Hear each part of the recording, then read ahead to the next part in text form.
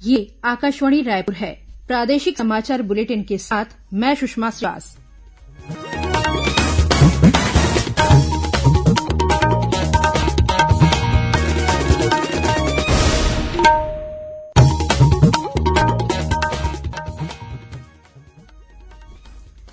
और पेश है आज के मुख्य समाचार।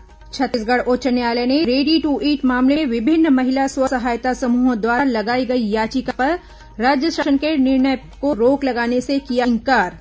छत्तीसगढ़ में अब तक 2,81,38,000 से अधिक टीके लगाए जा चुके हैं। दुर्ग जिले में आज कोरोना टीकाकरण के लिए मोबाइल टीम वैन का किया गया शुभारंभ। सशस्त्र सेना झंडा दिवस आज देश भर में मनाया जा रहा है।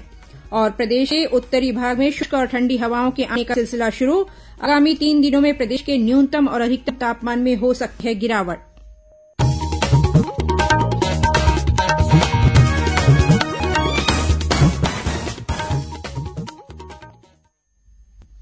देश कोविड टीकाकरण अभियान के अंतर्गत 150 करोड़ टीके लगाने की दिशा में निरंतर आगे बढ़ रहा है। कोरोना वायरस का नया वेरिएंट मिलने से चिंताएं बढ़ी हैं। आपसे हमारी अपील है कि यथाशीघ्र 2 टीके लगवाएं और अन्य लोगों को भी टीके लगवाने के लिए प्रेरित करें। कृपया 3 सरल उपायों का अवश्य पालन करें। मास्क लगाएं, 2 गज की सुरक्षित दूरी बनाए रखें, बार बार हाथ धोएं और चेहरा साफ रखें। कोविड से संबंधित जानकारी और मार्गदर्शन के लिए राष्ट्रीय हेल्पलाइन काम कर रही है। छत्तीसगढ़ के लिए हेल्पलाइन नंबर है 104 और 0771223591। साथ ही राष्ट्रीय हेल्पलाइन नंबर है 1075। अब समाचार विस्तार से। छत्तीसगढ़ उच्च न्यायालय ने रेडी टू ईट मामले में विभिन्न महिला स्व सहायता समूहों द्वारा लगाई गई याचिका पर राज्य शासन के निर्णय पर रोक लगाने से फिलहाल इंकार कर दिया है। महाधिवक्ता कार्यालय द्वारा जारी विज्ञप्ति के अनुसार न्यायालय ने यह व्यवस्था दी है कि राज्य शासन अपने निर्णय को अगले वर्ष 1 फरवरी से लागू करेगा और तब तक किसी भी स्व सहायता समूह को राज्य शासन बाहर नहीं कर रहा है तथा उन्हें तब तक कार्य करने की अनुमति शासन के निर्देशानुसार प्रदान की जाती है। कोर्ट ने यह भी कहा है कि यदि सरकार चाहे तो राज्य शासन और स्व सहायता समूहों के बीच जो अनुबंध हुए हैं उन्हें अनुबंधों की शर्तों के अनुसार ही समाप्त कर सकता है। राज्य सरकार की ओर से महाधिवक्ता सतीश वर्मा ने न्यायालय को बताया कि महिला समूहों का जो मूल कार्य है, जैसे रेडी टू ईट खाने को गर्म पकाना, उससे बच्चों को वितरित करना, उसका परिवहन करना, इस तरह कार्य करने की अनुमति राज्य सरकार पूर्व में ही दे चुकी है। न्यायालय ने इस मामले में राज्य शासन से जवाब मांगा है। मामले की अगली सुनवाई 12 जनवरी को होगी। राष्ट्रव्यापी टीकाकरण अभियान के अंतर्गत देश में अब तक 128 करोड़ 78 लाख से अधिक कोविड टीके लगाए जा चुके हैं।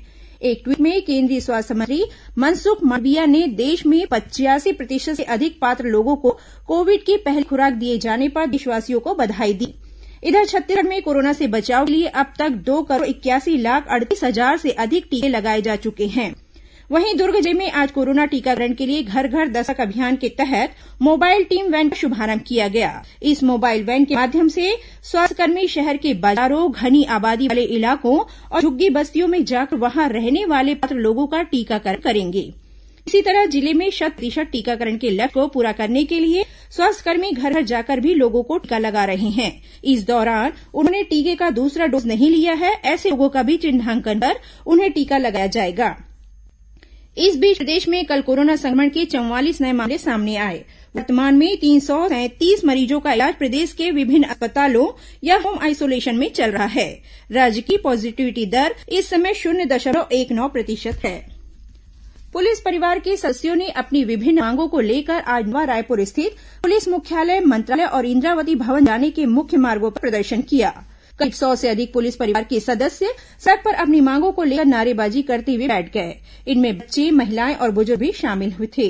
पुलिस ने उन्हें समझाइश देते हुए सड़क से हटने को कहा, लेकिन वे लोग वहीं जमे रहे। इसके बाद पुलिस महानिदेशक अशोक जुनेजा ने पुलिस परिवार के प्रतिनिधि मंडल से मुलाकात की। श्री जुनेजा ने पुलिस परिजनों को आश्वासन दिया कि उनकी मांग पर जल्द ही सहानुभूतिपूर्वक विचार किया जाएगा। इसके बाद पुलिस परिजनों ने अपना धरना प्रदर्शन समाप्त कर दिया। प्रदेश में इन दिनों समर्थन मूल्य पर धान की खरीदी की जा रही है। इसलिए प्रदेश में 2,476 धान उपार्जन केंद्र बनाए गए हैं। 1 दिसंबर से शुरू हुए धान खरीदी के तहत राज्य में अब तक 6,48,000 मीट्रिक टन धान की खरीदी की जा चुकी है।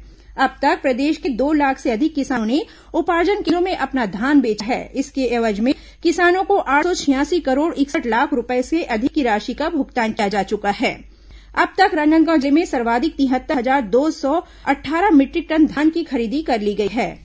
इधर समर्थन मूल्य पर धान खरीदी शुरू होने के पहले हफ्ते से ही राइस मिलों ने छत्तीसगढ़ राज्य के कोटे का चावल एफसीआई में जमा करना शुरू कर दिया है। इसकी शुरुआत रायगढ़ जिले से हुई है, जहां एक राइस मिलर ने 290 क्विंटल चावल एफसीआई में जमा करा दिया है। केंद्रीय और सूचना प्रसारण मंत्री अनुराग ठाकुर ने आज लोकसभा में बताया कि प्रसार भारती देश में किसी भी आकाशवाणी केंद्र को बंद नहीं करेगा। लोकसभा में एक लिखित उत्तर में श्री ठाकुर ने कहा कि देश भर में आकाशवाणी के 500 प्रसारण केंद्र हैं। उन्होंने बताया कि डीडीएच और इंटरनेट स्ट्रीमिंग के माध्यम से एफएम सैटेलाइट रेडियो जैसी वैकल्पिक प्रसारण तकनीकों को समय समय पर चरणबद्ध किया जाता है। उन्होंने यह भी बताया कि बेंगलुरु में आकाशवाणी का एफएम केंद्र बंद नहीं किया जा रहा है। प्रादेशिक समाचार आप आकाशवाणी रायपुर से सुन रहे हैं। छत्तीसगढ़ की खबरों से है आपका वास्ता और खबरों की विश्वसनीयता से है हमारा वास्ता। आकाशवाणी समाचार रायपुर के प्रादेशिक समाचार बुलेटिन के साथ ही हमारे समसामयिक कार्यक्रम आप रेडियो के अलावा अपने मोबाइल पर सुन सकते हैं। आकाशवाणी समाचार फेसबुक, ट्विटर और यूट्यूब पर भी उपलब्ध है। हमारा Facebook page Chhattisgarh news on AIR, Twitter handle CGAIR news और हमारा यूट्यूब चैनल है छत्तीसगढ़ AIR न्यूज। तो अब रेडियो के साथ ही आपके मोबाइल के जरिए भी हम पहुंच रहे हैं आप तक। छत्तीसगढ़ की हर खबर के लिए सुनते रहिए आकाशवाणी समाचार। और अब आगे बढ़ते हैं बाकी के समाचारों की ओर। श्रोताओं, आजादी के अमृत महोत्सव पर आकाशवाणी समाचार द्वारा राष्ट्रीय स्तर पर आयोजित की जा रही प्रश्नोत्तरी के तहत आज का प्रश्न है, ब्रिटेन के खिलाफ ऐतिहासिक विद्रोह में नूरी लॉन यानी महिलाओं के युद्ध में किस राज्य की महिलाओं ने लड़ाई लड़ी थी?